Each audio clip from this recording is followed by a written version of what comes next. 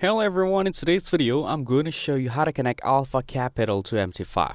After buying your challenge or receiving your funded account, first log into your Alpha Capital dashboard.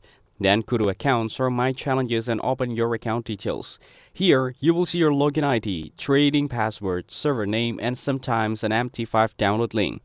Make sure to copy these exactly, especially the server name.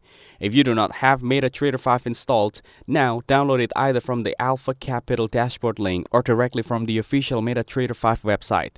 After that, install it on your Windows, Mac, Android, or iOS device. Next, open MetaTrader 5, click File, and select Login to Trade Account. A login box will appear.